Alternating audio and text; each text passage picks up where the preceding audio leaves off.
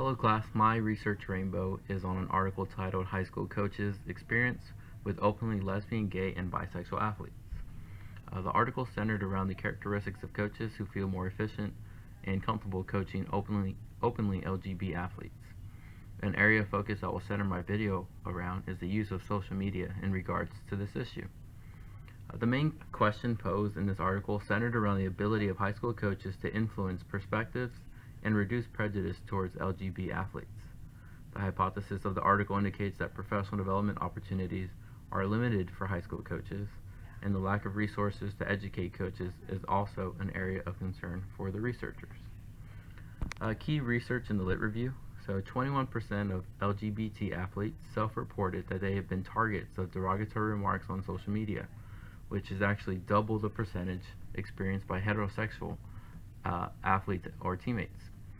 Results indicated that a vast majority of the coaches felt ineffective in their ability to identify available resources for LGBT athletes and preventing issues from becoming what they shared as a distraction to the team.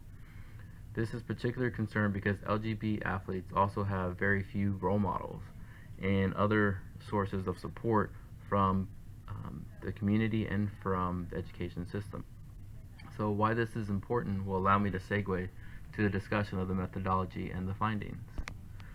The particular article focused on a qualitative analysis of 10 high school coaches from a variety of sports and a variety of years of experience between 3 and 30 years. The researchers interviewed each participant while using previous survey data from the 10 coaches. A large focus of the current study was identifying coaching experience with LGBT athletes, and this task often achieved the learning about the team environment. So coaches generally felt that the sport should present a void of sexuality, that athlete sexual orientation was commonly acknowledged but never really discussed and never really talked about amongst the team. And this is observed in other research studies regarding LGBT athletes. For some coaches, coaches were linked to athletes' social media accounts and were able to realize from posts that the athlete was LGBT. And coaches said they were more comfortable and could be more efficient knowing if their athlete was LGBT. To me, this creates leverage or momentum for coaches to become more knowledgeable when working with LGBT athletes. Prior to social media, coaches made assumptions about certain athletes, and now a platform has been created where teen athletes are sharing almost anything and everything. And the average age of teens coming out to announce that they are a part of the LGBT community is around 16, and that's the lowest age that the research shares, that the community shares that type of information. These assumptions were based primarily on appearance, rumors, mannerisms, or other unsupported evidence. So coaches were basing if they're basing their assumption on whether a student was LGBT on, like I said, appearance, rumor, mannerism, and other unsupported evidence, where social media seems to provide validation of LGBT athletes, but if the coaches are not trained, that does no good.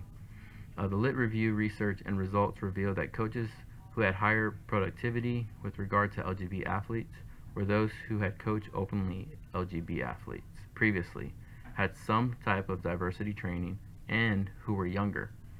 Why I emphasize younger is because I can associate that to, or I can make an assumption that the younger population of coaches participate in social media more often than a coach who's a little older or seasoned. And that's research that I would like to continue based off this article. Theoretical framework and major theories. Hegemonic codes and framing of an LGBT athlete were evident among most of the coaches surveyed and interviewed. So I really enjoyed this article. I suggest to the class it's a great read, and it also provides a platform for additional research. I would like to continue research on this and identifying that what greater of an impact does social media play with high school coaches in regards to handling and supporting an LGBT athlete. So thank you for participating.